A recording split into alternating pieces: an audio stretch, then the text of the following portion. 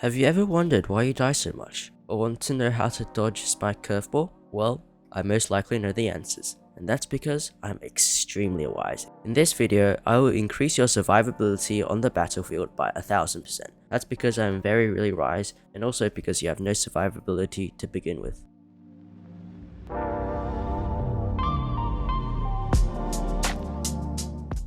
For those who don't know, dodging is when you move in a certain way to avoid getting hit by an enemy's attack. Getting hit and then dying means you 100% need help with dodging. So let's start. There are many different ways and techniques to dodge. One of the most common ones you'll hear is juking.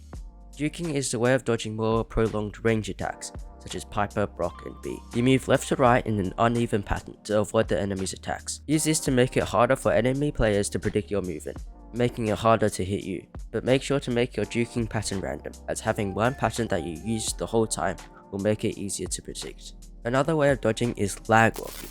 This form of movement is very similar to juking, and it's simple. As suggested by the name, all you have to do is move as if you are lagging. When a player is lagging, they start and then stop moving.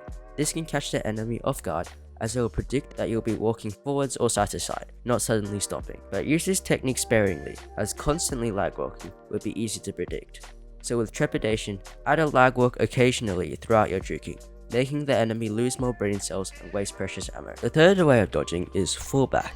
As the name suggests, this form of dodging is moving backwards or away from your enemy to dodge their attacks.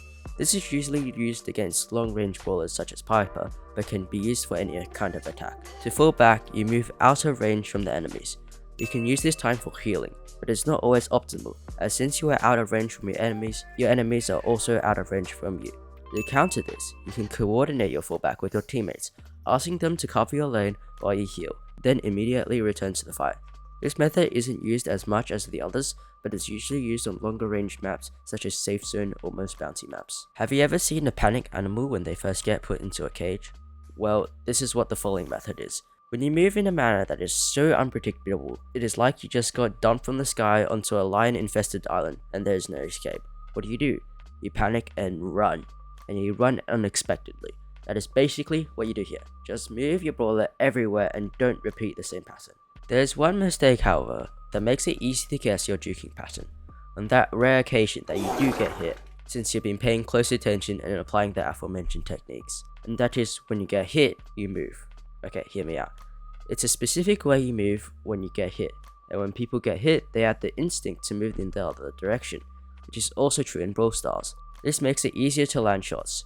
For example, the enemy eats my umbrella, they move the other way. Then the enemy eats another umbrella, they move back again. It's a simple pattern that you will see happen a lot, especially in lower skilled players. So to avoid getting hit locked like this, you control your juking. When you get hit, stop and move the same way you're walking. Or when you get hit, fake going one way, then immediately turn the other way.